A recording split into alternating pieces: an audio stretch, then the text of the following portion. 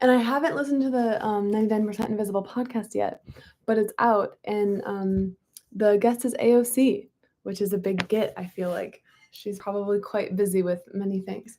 So I'm excited to listen to that, probably later today or tomorrow. But I also saw that it's 2.5 hours, so it might take me a while to get through it. Where we left off was everyone was attacking Moses in the press because okay, well, there were many reasons they were attacking him, but the one that they were just talking about was because he was like being weird about electric and utility stuff. Moses' response was to increase the violence of his attacks and the wildness of his accusations. He accused Lehman of being responsible for corruption in the Court of Claims, an accusation which ignored the fact that the court was not under the governor's control and which was not strengthened by the fact that, to document the court's incompetence, Moses accused of drunkenness a judge who had actually been dead for more than a year. That's crazy. He accused Lehman of discussing the City Trust report with him in advance of its publication in 1929 because he was anxious to avoid an extension of the investigation, a charge that Moses later admitted in private was not true. Some of his charges had no logic at all. He said flatly that Lehman created most of the state deficit.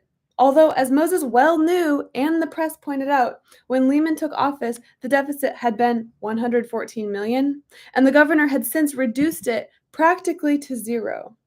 He implied that Lehman had made an alliance with the O'Connell brothers, Dan and Ed, the Democratic bosses of Albany, because he was afraid of them.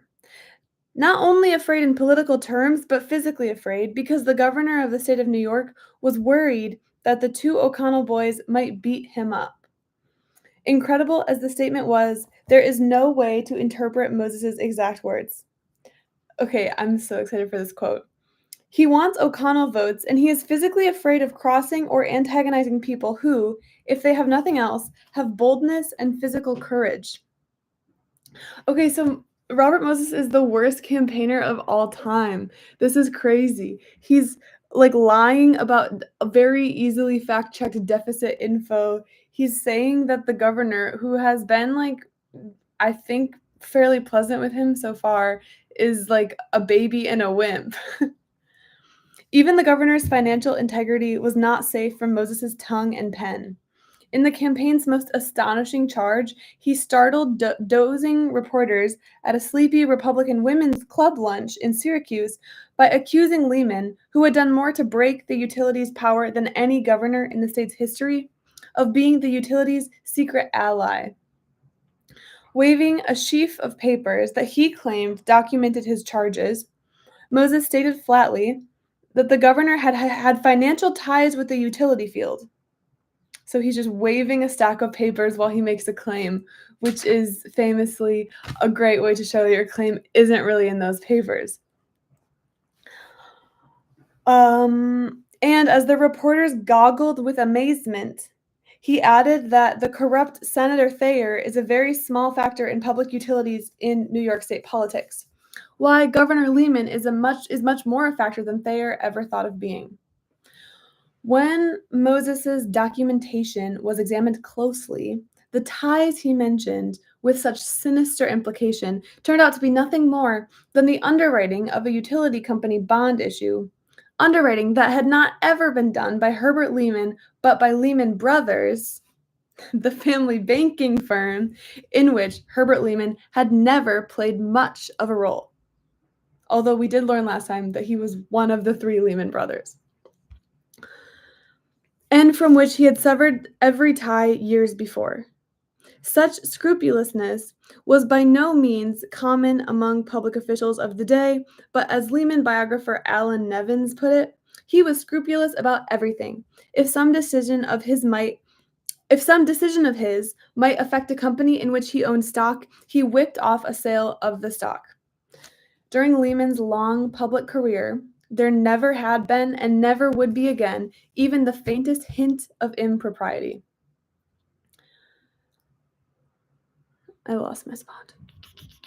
I think it's really interesting how he's really bad at campaigning, because he'll just, like, make, false claims, and it seems like he doesn't even expect anyone to check him, and it kind of shows how even though he loves the idea of the public, like, "I love the public, let's give the public what they want, we need the beaches for the people." He hates everyone that's poor. He hates the voters. He thinks they're dumb, and he doesn't like them. But Moses did not let these facts deter him. Nor did he let deter him the fact that, hard as he tried, he could not find a single direct link in Lehman's life with any utility company. Lehman's banker brothers had such links, so Moses talked about the brothers. Robert Lehman is on the board of directors of the American International Corporation. Arthur Lehman is a director in the American International, a holding company. Really a surprising list of utility stocks and bonds. 77,000 Columbia Gas and Electric, 50,000 American Electric Power and Light. There's a lot of this stuff. And then, attempting to establish the governor's guilt by association, said, "Now, I've got a lot of other stuff with me along these lines. There isn't time to read it, but it is a very, very interesting record, and I'm going to refer to it at length to show you how false the governor is." It was on October 23rd that Moses really went too far. In a speech in Utica's Majestic Theater before 2,000 dairy farmers from the surrounding countryside, he called Lehman a liar. Totally an aside, but every time I hear of Utica, New York, I think of that of The Simpsons, the scene where it's the steamed hams, and he's like, "Well, I'm a Utica man myself." Anyway, I feel like I will never be able to have any other associations with Utica. Okay, so he calls Lehman a liar. That was a word that was just never used then in campaigns for high office, Paul Windells recalls. Veteran political observers could not recall it ever having been used in a New York gubernatorial campaign, and it really sent a wave of shock through everybody. People had been becoming quite angry at the things he was saying about Lehman. You had to know Lehman to understand why, and this was the last straw. Hello, if you're coming in, or Moses is continuing his absolute train wreck of a governor campaign, and he's attacking Governor Lehman, the incumbent, for just like totally out of left field fake stuff. Like he's saying that he's tied to public utilities companies when really it's just like a family member has some stock, or he's saying that Lehman is a liar. Earlier, he accused the Governor Lehman of like being afraid of being beat up by his political opponents. And then the funniest one was he accused a judge who had been dead for more than a year of like being drunk on the job. So he's kind of just not doing so hot.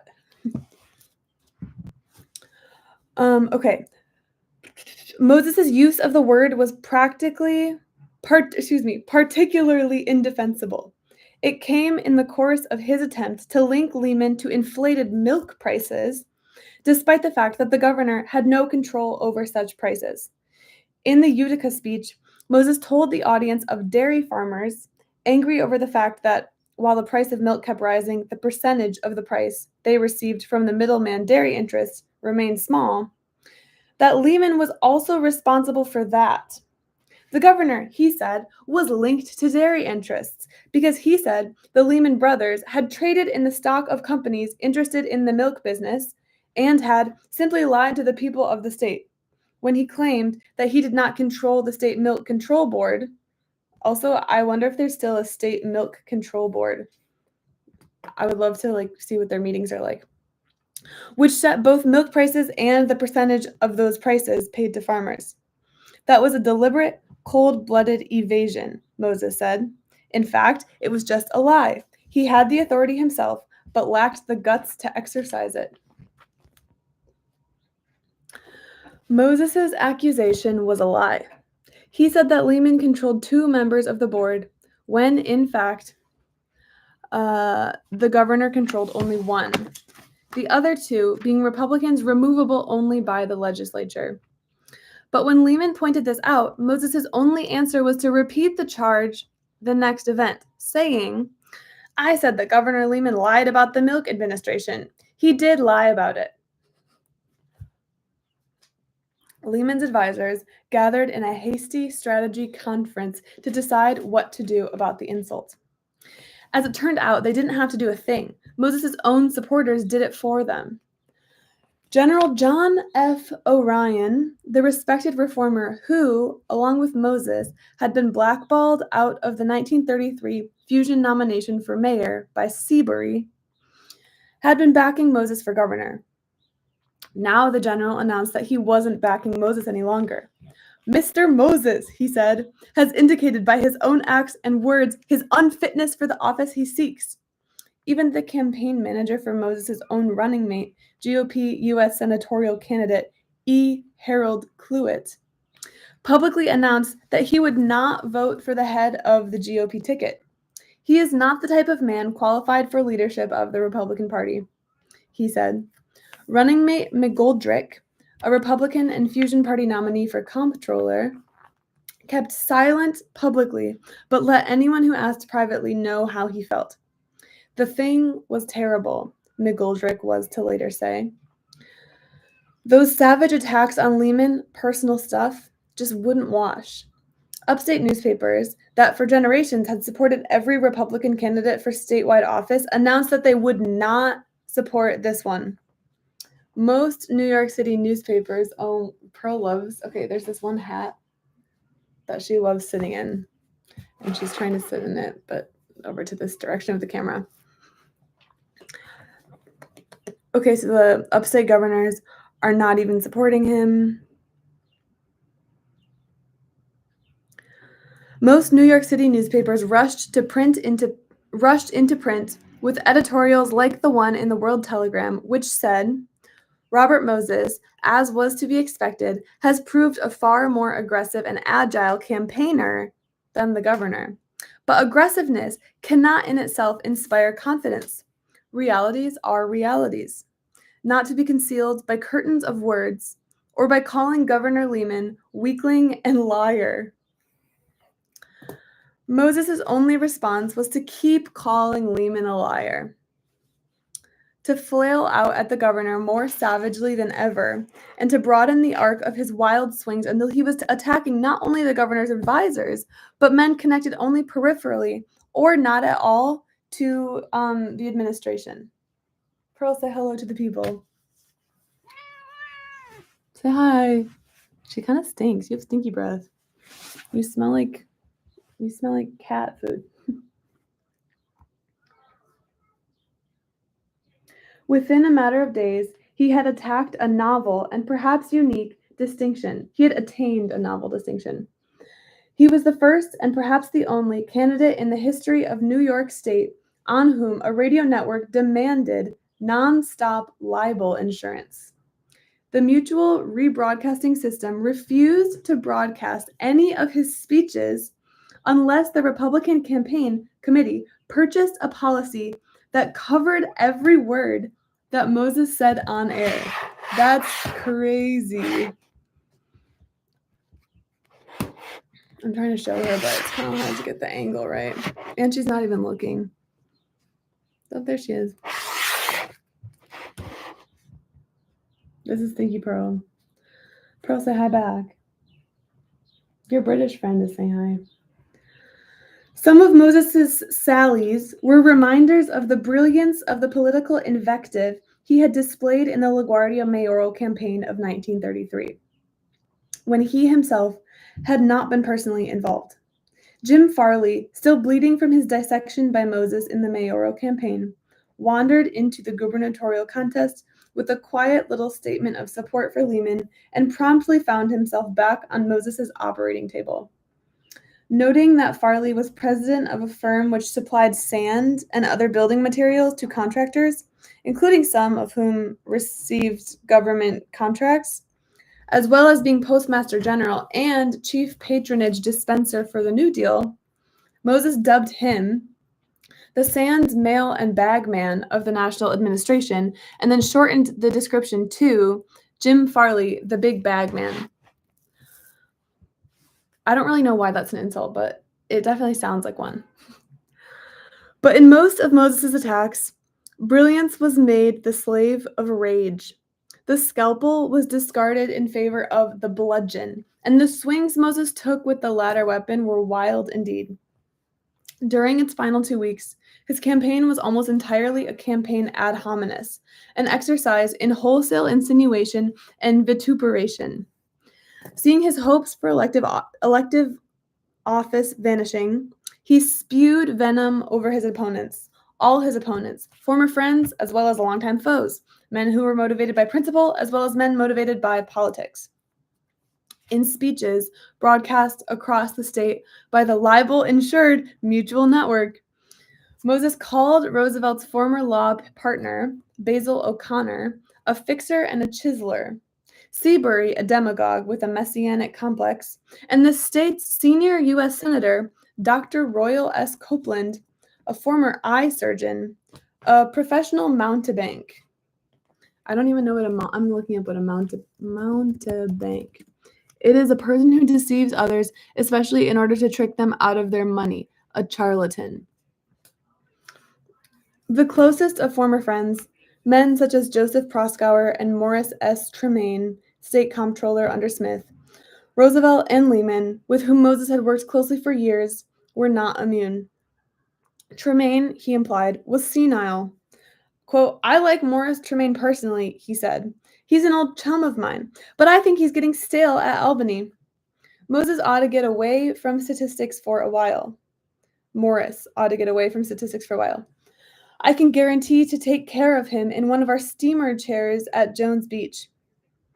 He accused Nathan Strauss, whose integrity was held in almost as much awe as Lehman's, of using his position as head of the State Housing Board to persuade a low-income housing development to purchase his own property for $200,000 more than it was worth. If Senator Strauss made no claim to be anything more than a very slick trader, I should have a good deal more respect for him. When, however, he pretends to be a philanthropist, civic champion, and uplifter, it becomes a little disgusting, Moses said. Okay, asterisk and a footnote. Strauss's friends, who knew that the slick trader was so anxious to help provide decent houses for impoverished families, said that he once sold a valuable property to the housing board for exactly 70 cents per square foot, felt a little disgust themselves. If he could not find anything about Lehman's associates to attack, he attacked them for alleged misdeeds of their fathers, even if the fathers were dead.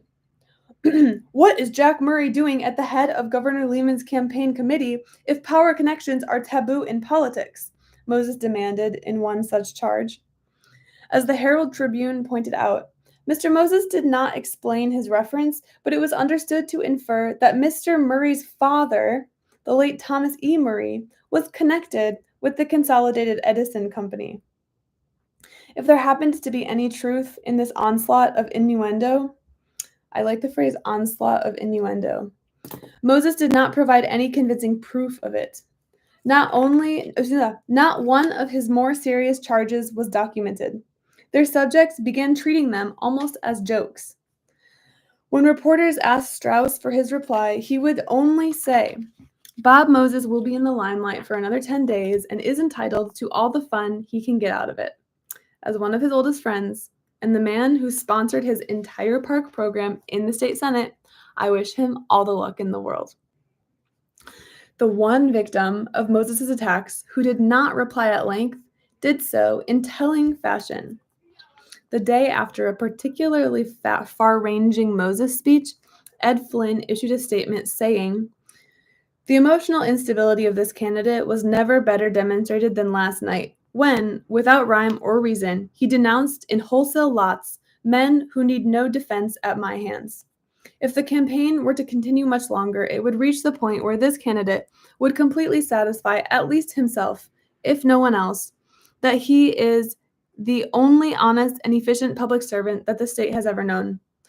Why does he not state publicly the opinion so often privately expressed by him of his Republican confreres that he now so affectionately takes to his bosom? Because he is now beholden to these members of the old guard for his nomination. He does not dare to publicly repeat his real opinion of them. This is, by the way, I didn't go get coffee again today. I just refilled it with my own coffee. I just like having a straw. Only one of Lehman's key supporters was spared the lash of Moses's tongue or pen. He was, say it with me, Alfred E. Smith. 30 years after the election, in the midst of a discussion about the former governor with a luncheon guest, a distinguished historian, Moses suddenly began talking about the day he asked Smith to support him against Lehman. The historian relates that Moses said, "I went to see the governor and I said, 'Governor, you owe this to me. With your backing, I'm going to go ahead and win this thing. You owe it to me.' And you know what he said to me. After I had worked with him all those years, he said, 'Bob, you know I play this game like a regular.'"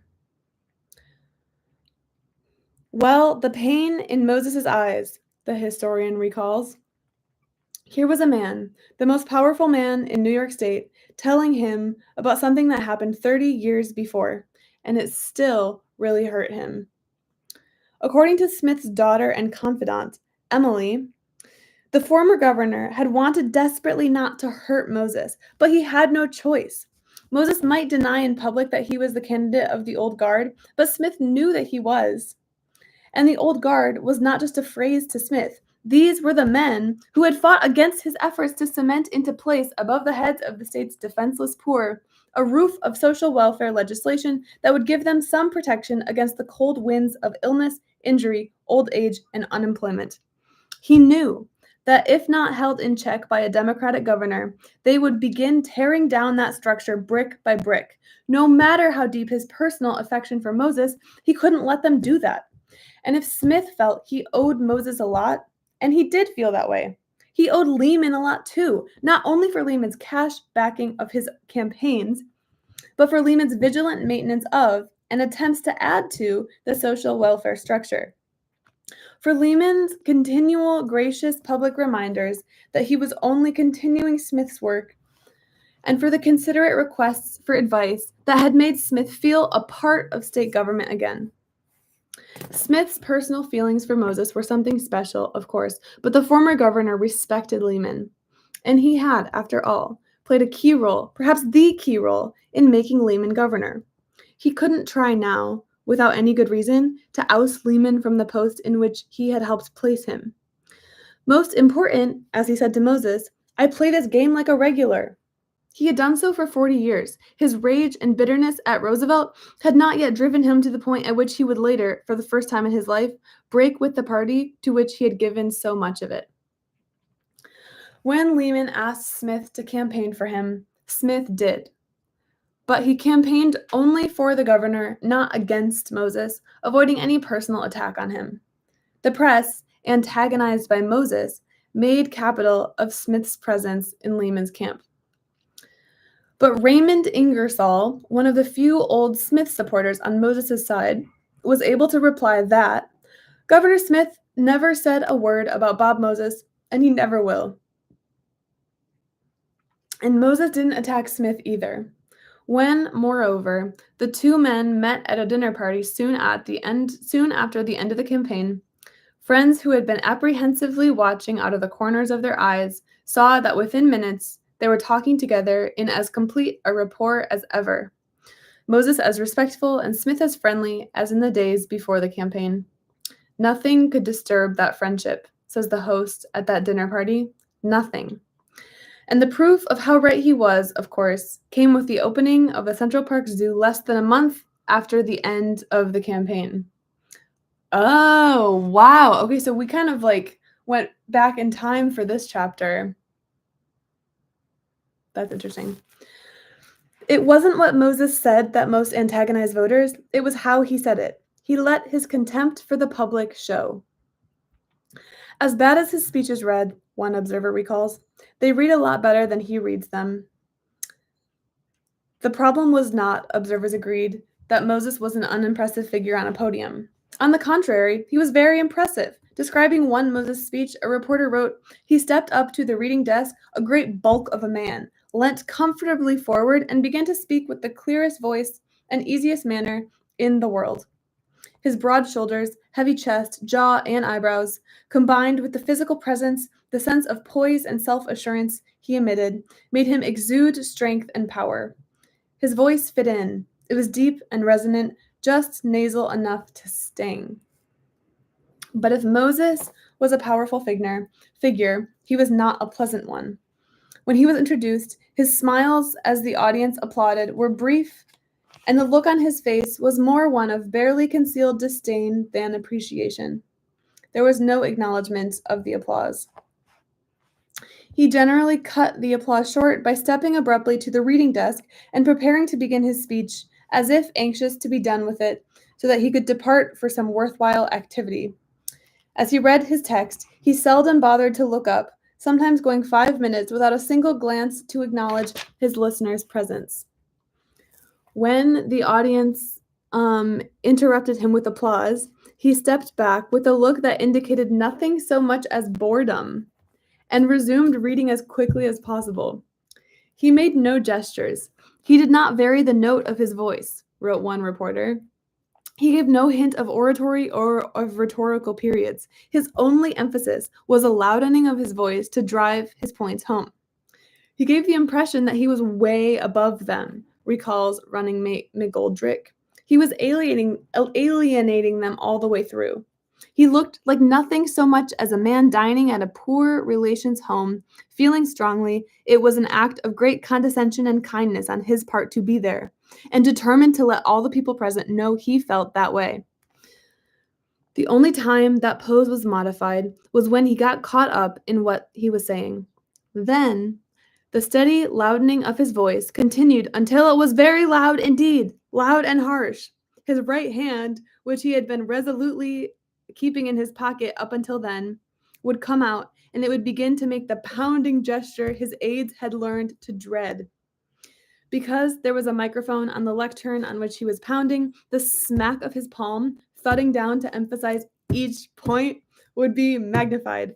And as it rang out over the audience, harder and harder, faster and faster, an observer could almost begin to see them squirm, not out of boredom, but out of uneasiness in their seats. And Moses stood before them, shouting at them and pounding the podium while not bothering to look at them. He was, all too obviously, not appealing to them for their support, but lecturing them, telling them in no uncertain terms what he wanted them to do, and letting them know they had better do it. Oh, I know. I wish there was a video. I feel like there probably is somewhere. I don't know. I am going to end it on page 420, which is kind of fitting for the holiday. Although tomorrow's 420. Today's 421, so maybe I should read to 421, but I'm not going to. Have a good rest of your weekend. Goodbye.